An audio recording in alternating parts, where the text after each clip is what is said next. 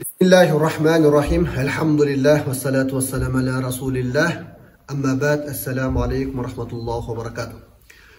Allah'ımda жаратқан Алла Тағалаға шексіз мақтаулар, пайғамбарымызға салам, салауаттар жолдауымен біргелікте, мінекей мискиндердің хажызы болған, барушылардың, бара албағандардың ажызы болған жұма күніміздерде Құдайым құтты, берекелі болған болсын. Мінекей Рамазандың алдыңғы 10 күндігі, ауалху рахма дейді. Алдыңғы 10 күндігі Аллахтың рахматы жап тұрған ай. Аусатыны бағыфира.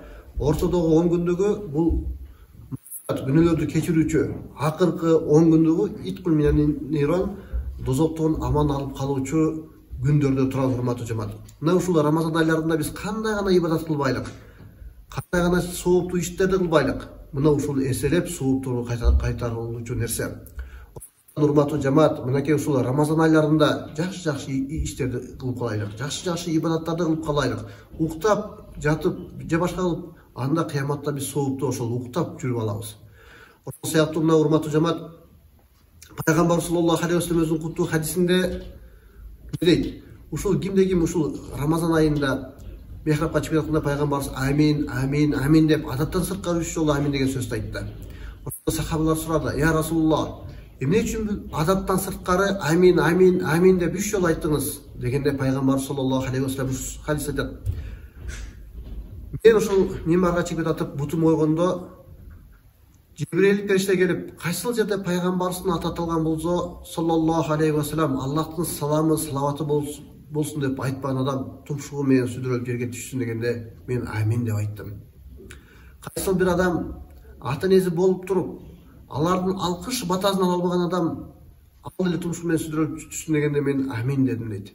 Урматтуу жамаат, ушул магфират ортодогу 10 күндө турабыз. Ата-энелердин күнөөсүн кечиришин сурашыбыз шарт урматтуу жамаат. Эмне дегенде биздин ушул дүйнөгө келишибизге себепкер болгон ушул ата-энелерибиз. Себеп бул 10 күндүк бул магфират, күнөөлөрдү кечирүүчү. Пайгамбар саллаллаху алейхи вассалам айтат, кайсыл бир адам сумма рагима анфун дегенде мен ким дегенде кайсыл адам ата-энеси болуп туруп, экөөсүнүн бирөөсү болуп туруп, алардын алкыш батасын ала албаган адам тумшугу менен сүдүрөлүп жерге түшсүн дегенде мен амин. Рамазан айларда турганыбызда ата-энебиздин күнөөсүн кечиришин сөзсүз түрдө сурап кылайлык. Ынтымактуу сурап кылайлык. Эли журтка ынтымак тилеп кылайлык. Имам Шафи рахматуллахи алейхи өзүнүн сөзүндө ушундай айтат. Мен 100 жолу дуа кылган болсом, бирин гана өзүмө айтып, калган 99-ун элге сурайм деген экен. Ошол сыяктуу урматтуу жамаат, биз элибизге, журтубузга, мамлекетибизге дайыма дуада болойлук. Дуа бул адамдын калканы, адамдын куралы бул дуа. Бири-бирибизге сөзсүз түрдө жакшы дуалар кылышыбыз керек. Бүгүнкү жумада айтылчу баяныбыз бул садака туурасында экен. Эмне үчүн садака туурасында? Садака бул адамдын малын тазалоо үчүн нерсе.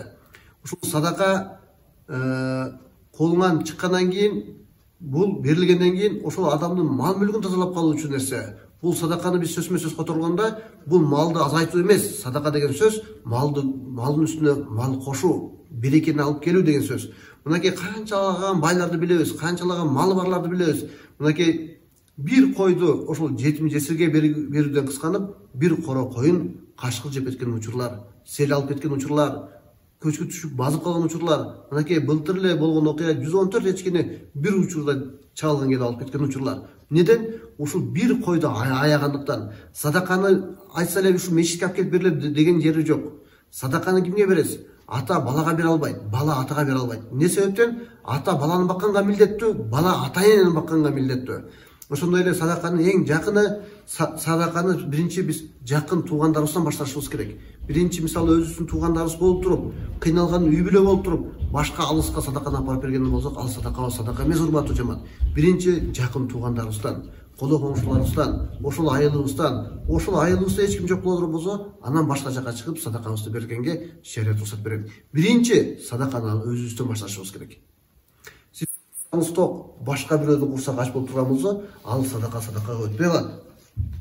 Мынакей урматтуу жамаат, садаканын түрлөрү бар. Садаканын түрлөрү кандай? Бул садака фитр деген сөз орозо айында берилүүчү нерсе буну сөзбө сөз которгондо тазартуу, тазалоо дегенди билдирет. Кедейлер да берсе болот. Алла Таала канча берген болсо Алла Таала жолунда, Алла Таала ошол нерсени сөзсүз түрдө көбөйтүп берет. Бакара сүрөсүндө ошол садака боюнча Алла Таала ошондой деп кайлат. Садака бул бир дан сыяктуу нерсе дейт. Кимде ким ошол бир данды берген болсо, будай эккен болсо, ошолдон 7 машак чыгат. 7 машактан ар биринен 10дон 100ге чейин деп айткан сыяктуу, кимде ким садака берген болсо, Алла Таала ошол нерседен 7ден 700 эсеге чейин көбөйтүп берем деген убадасы бар. Бул Рамазандын орозосу садака фитери, орозонун ичиндеги садака фитер, бул адамдын колунан чыгып бермейинче ошол адамдын туткан орозосу жер менен асмандын ортосунда, Аллахтын ортосунда турат дейт. Качан гана садака берилгенден кийин ал ошо Аллахтын алдына барат деп айтылат. Буну риваят кылган Абу Хафс деген сахаба экен. Фитер садаканын орозолуу адам орозосунун сөздөрүндө, мисалы, орозо тутуп атканда бирөөгө бир жаман сөз сүйлөп коебуз, көзүбүз менен бирөөнү жаман карап коебуз, мына ушул нерселерден тазалоонучу нерсе бул садака фитер деп айтылат. Бул бай барбы, кедей барбы, бардыгы бериши милдет. Биздин мазхаб боюнча бул важип. Калган 3 мазхаб боюнча ал садака фитерди бериш бул фарз деп айтат. Кимдин бир күндүк жеп алган тамагы барбы, ал сөзсүз түрдө садака фитер берсин деп айтылган. Ошол эле урматтуу жамаат, садака фитерди мынакей жылда айтып беребиз. Бул сапарда садака фитер 5 нерседен алынды. Будай, мейиз, ун, арпа, курма. Буну кимге берсе дагы акылуу, кайсыдан берсе дагы акылуу. Будайдан 50 сом, мейизден 636 сом, ундан 74 сом, арпадан 90 сом, курмадан 980 сом. Кимиси калаганынан берсе болот. Ошол жетимдердин акысын ойлоп, кыйналып аткандарды билип, биз көбүрөөк бергенибиз бул жакшыраак. Мисалы, фидя деп коет. Фидя деген сөз, кайсыл бир адам ооруп калып, ошол орозо туткан болсо, ошол оорусунун белгиси менен, орозо тутушу менен оору күчөп кете турган болсо, анда ошол адам фидя төлөгөн болсо болот. Ал кимдер гана? Өмүр бою орозо карбай албаган адам, же картайып, ошол картайганда орозо карбап, ал күч кубатын жоготуп ооруга чалдыгып кала турган болсо, ошол адам ар бир күнүнө фидя төлөп бериши милдет. Ал фидя биз азыркы жогоруда айтылган 5 нерседен калаганынан берсе болот. Эми мисалы урматтуу жамаат, биз ар күнү айтсак, илгертөргө будайдан эле болгон, же болбосо ушундай нерседен болгон деген сөздөр бар. Ал учурда дагы ушул пайгамбардын учурунда дагы ушул 5 нерседен алынган. Ким алына жараша ошол нерседен берсе боло берет. Мисалы, биз ушул кара сөз менен түшүндүргөндө, үйдө эч нерсе жок болсо, бул 50 сомдон берсек болот. Эгерде үйүбүздө бир кара казан кайналып, тасконубузда жайылып, жашнакай болсо, биз жашнакайдан нерседен берсек болот. Ошондой эле мисалы центрге түшүп, бир тамак жеп аткан болсок, көчөдөн, үйдөн эмес, көчөдөн тамак жеп аткан болсок, 636 сомдон берсек бул жакшы. Эгерде базарга түшүп бир тамак жеп аткан болсок, тамагыбыздын үстүнө бир шашлык жеп, манты кошуп, бир фрой кылып жеп аткан болсок, анда 980 сомдон бергенибиз жакшы. Буну сиз биз үчүн бербейсиз. Ар ким берсе ал өзү үчүн берет. Ошол кедей, жетим жесирлерге. Бул садака кимдин акызы? Биринчи жетимдин акызы. Атасы өлүп калган адам, балдар балагатка жеткинчекте бул адамды жетим дейт. Пайгамбар саллаллаху алейхи вассалам айтат, кайсыл бир адам жетимдин башынан сылган болсо, кыяматта мен менен ушундай жакын болот деп айткан. Ошол себептен урматтуу жамаат, бул жетим өлүп калганды жетим деп айтабыз. Ошол кыйналып аткан үй бүлөгө ушул нерсени берсек жакшы болот. Ошондой эле экинчи, кимде ким Аллах жолунда талеп илим деп коет, Аллах жолунда илим алып чыккан болсо, мен ушул келсем, адамдарга ушул элиме, журтума адал менен арамды түшүндүрүп беремин. Балдарга Куран жататамын, ушул дин мээнетин кыламын, Аллахтын каламы болгон Куранды мен бийик көтөрөмүн деген жакшы ниет менен илим алып чыккан адам болгон болсо, муну ошол адамга берсек дагы сооптуу болот. Муну ушул нерселер болбосо, анда мечитке алып келип бергиле деп айтылат.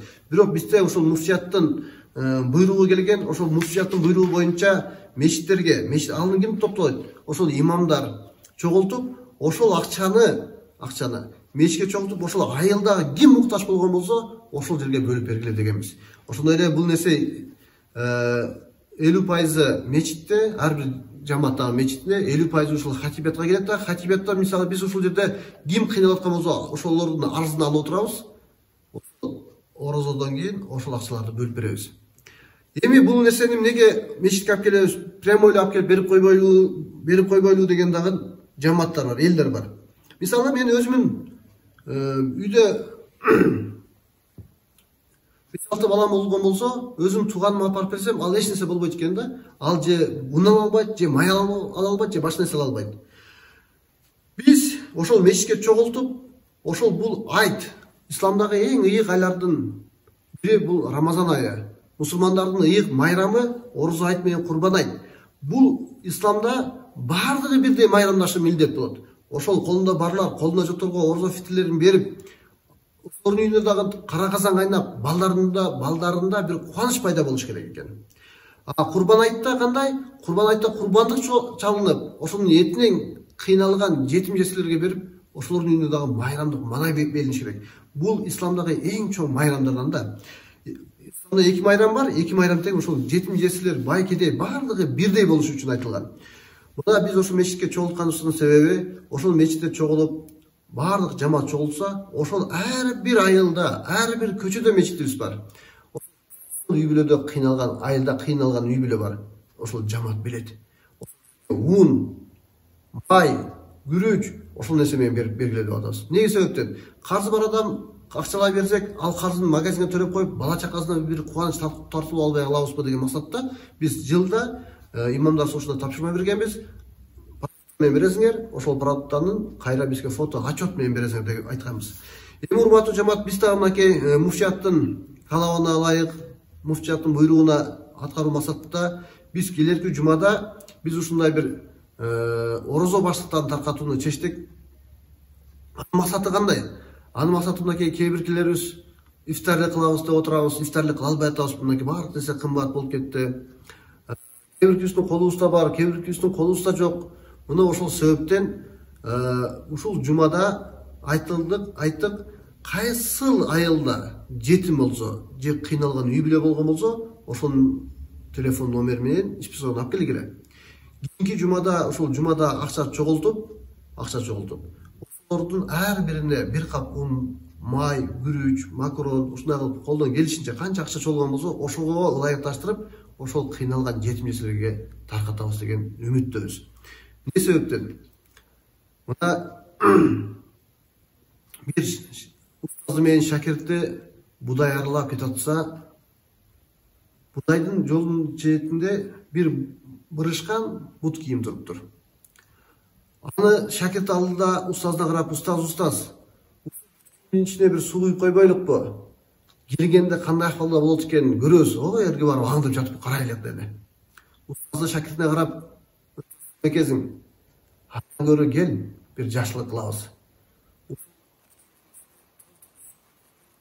Ордуна болгон акчабызды салып коелук. Бул болот экен бир көрөбүз. Деди да, болгон алтын тыйындарын салып коюп, будайдын бир чекесине барып, ошолчорда дыйкан, өңүнө кара баскан, ушунчалык кыйналган акыбалда келип, бут кийимин кийсе, ичинде буту бирдемге илинди дейт. Ал кагып караса, жерден не чыкты? Жанагы адам ушунчалык жерге отура коюп, тизе чөгүп, алакан жайып, Аллахка кайрылып, "Я Роббим, сен бардыгын билүүчү затсың. Мага караганда сен билүүчүсүң. Менин үйүмдө кандай балдарым кыйналып атканын сен билесиң, көргөнсүң. Аялым ушундай кыйналып атканын сен билесиң. Я Роббим, ушундай мага берген ырыскыңа миң марта шүгүрлөр болсун" деп, жанагы дыйкан көздөрүнөн жаштар Аллахка кайрылып дуа кыла баштады. Аны көргөн шакирти ал дыйкандын көзүнөн жаш агып атканды көрүп,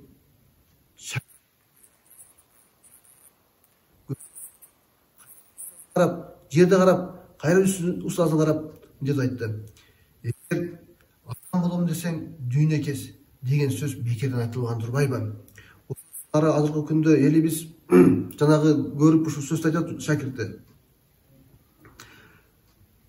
Адам колго караганда берген кол жакшыраак. Бергенге караганда алган кандай кубанат деген сөзгө менен бүгүндөн баштап ишендим. Мына ушунун ыйлаганын караңчы. устаз кандай сүйүндү деп ал шакирти да көздөрүнөн жаш акты дейт да. Достор, Ламканда бардык жерлеринде, кафелерде толло адамдар да, Оза Чардачы. Кафеге кирсең, кафеде место жок. Деген Кудайга шүгүр, Аллахтын ырыскызы Кудайга шүгүр деген сөз да. Эми кээ бирки мынакей ушу Аламканы айланып көрөлүк. Канчалаган жетимдер бар да.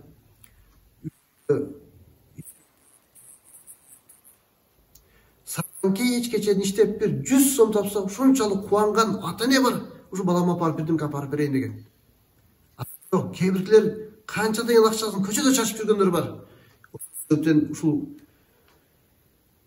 районубуздун кайсыл бурчунан болбосун, кесир боло турган болсо,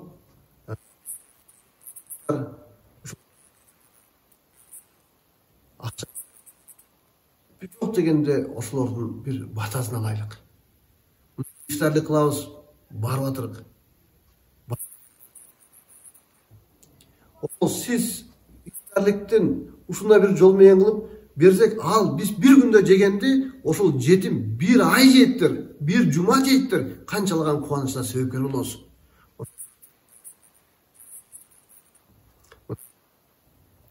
Sallallahu aleyhi ve sellem özünün kutlu hadisinde ne aytат? Кайсыл адам ооруза ошол оорун садака менен тазаласын дейт. Берген садакабыз менен бизге келип аткан балелерден, бизге келип аткан жаман нерселерден Кудайым өзү сактаган болсун. Анас разияллаху анху риваят кылат. Жерди жаратты дейт. Жер жаратканда жер ушундай тербелип турганда ошол жер ордунан кыймылдап кетпесин деп тоону жаратты. Тоолорду биз жерге казык кылып кагып койдук дейт. Жер ордунан жылбай калды дейт. Ошондо периштелер келип, "Я Роббим, Аллах Таала, ушул жерден да катуу нерсе бар экен, ал тоо экен. Жерди оюп кирип кетип калды. Бунда катуу нерсе барбы?" дегенде Аллах Таала ушинтип айтты дейт. "Ооба, тоодон да катуу бул темир затын жараттым. Мына тоолорду тешип, алтындарды салып, байлыктарды салып аткан нерсе эмне? Ал темир зат экен да. Тоолорду тешип салып атат." Периштелер сурады, "Я Роббим, ушул темирден да күчтүү нерсе барбы, Я Роббим?" дегенде, "Ооба бар. Андан да күчтүү нерсе бул отту жараттым. Ошол от темирди эритет" дептир. Оттон да күчтүү нерсе барбы, Я Роббим деп периштелер Аллахтан сураганда, Аллах Таала ушинтип айтты. "Ал оттон да күчтүү нерсе ал суу. Күйүп аткан отко сууду чачса, суу өчүрөт" деди дейт. "Ал суудан да күчтүү нерсе барбы, Я Роббим?" дегенде, "Бар. Андан да күчтүү нерсе ал шамал. Шамал болгондо ал сууду чачып салат" деди дейт. "Я Роббим, Аллах Таала, ушул шамалдан да күчтүү нерсе барбы?" дегенде Аллах Таала айтты дейт, "Ооба, ал бар. Ал эмне деди?" дегенде, "Адамдын колунан чыккан бул садака" деди дейт. Кайсыл бир адам садака кылган болсо, жерден болобу, тоодон болобу, оттон болобу, суудан болобу, шамалдан болобу, баардык жактан келген баледен ушул адамдын колунан чыккан садака ошол адамды сактап калат дейт. Садака кылып өзүбүзгө келип аткан балелерден сактайды. Садака кылып ушул жаман нерселерден сактайды. Мынакей ал эле Фейсбукта жүрөт. Бир бала апасы ооруп больницада жатат дейт. Келип караса, врачтар болбойт го, даярдана бересиңер деген нерсени айтып, баланы жөнөттү дейт. Бала канчадан энеси ыйлап үйүнө кетти. Үйдө барып ойлонуп жатып, койчу ушул апам, барып көрөйүнчү, апамдын алдында болоюнчу деген максатта бала машинасын айдап кайра жолго чыкты. Жолго келатып май куйчу жерге келип, май коеюн деп атса, нар жакта жаткан, кордондун үстүндө жаткан мышык мыймыйларды көрдү дейт. Аларга боору ооруп, жок мен ушуларды курсанып тойгузуп коеюнчу деп магазинге кирип, атына коюп, бензин коюп, палатада ушунчалык кайгырып, ыйлап, тактап алайын, каяка алып кеткенин деп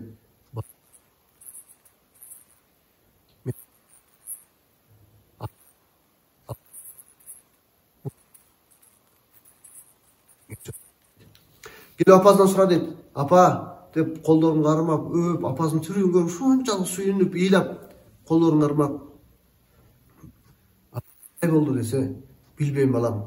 Ушунчалык кыйналдым, өлүп кала турушойм деп ушу көзүмдү жумуп калдым. Ошол учурда колун алаканын жайып, колдорун жайып, Аллахтан дуа кылып, ушул энеге шифа бер, ушул энеге шифа бер деп дуа кылышатты. Алла ошол мышыктын дуасын кабылдошойт, мени бул жака калып, бул комнатага которду дейт. Бала ушунчалык мышыкка кылган садакасын ойлоп, ушунчалык Аллахтан ыраазы болуп, дуаларым кабылса керек деп ушунчалык кубанды. Мен бул сөздү айтып атканымдын себеби, Алла Таала сиз менен бизди эң жакшы кылып жараткан. Бардык нерседен жакшы. Адамды жаратып тим койбостон момун мусулман кылып жаратты. Момун мусулмандардын арасынан орозо кармап, намаз окуй турган адам болуп жаратты. Урматтуу жамаат, бизде кээ бир адамдарыбыз ушундай кыйналган жашоо. Мышыкка кылган жакшылыгы менен Аллах апасынын ордуна шифа берди. Биз ал мышыкка эмес, куллух муъмина ихва, бардык момун мусулмандар бирибиз менен бир тууганбыз. Канчалаган адамдар ачка, канчалаган адамдардын балдары ооруп, больницада, канчалаган адамдар кыйналып жашап жатат. Ошолорго биз ушул ыйык Рамазан айларында бир садака кылып койсок, ошолорго кылган жакшылыгыбыз менен Аллах бизге келип аткан балелерден алып салсын. Ошолорго кылган жакшылыгыбыз менен Аллах сиз менен бизге келип аткан оорусузлуктардан алып салсын. Ошолорго кылган жакшылыгыбыз менен ушул айылыбызга, эл журтубузга, районубузга, мамлекетибизге Аллахым өсүп өнүгүүнү берсин. Ошолорго кылган жакшылыгыбыз менен Аллах биздин тапканыбызга береке берсин. Мен баарыңыздарды чакырып кетет элем. Кийинки жумада ким кыйналып аткан болсо, кыйналып аткан кандай? Ушул жетим болсо, эч ким баккан адамы жок болсо, ошолорду алып келсеңиздер, биз ошолорго кичине бир не дейбиз? Ошол ифтарлык, ооз ачар ифтарлыкты кылып, элдердин бир жетимдердин биз сүйүнчүн алайлык, кубанычын алайлык. Ошол сыяктуу урматтуу жамаат, мынакей кийинки жумага чейин акча чогултабыз. Ушул борбордук мечитке келип жолуксаңыздар болот. Акмак шерекеге келип жолугуп, кимде мисалы билиңиздер, ушуну биз түлүк менен мечиттеги адам эмес, мечиттин сыртындагы адамдар комиссия болуп, ушуну так даана бөлүп бергенге бизге аманат болсун.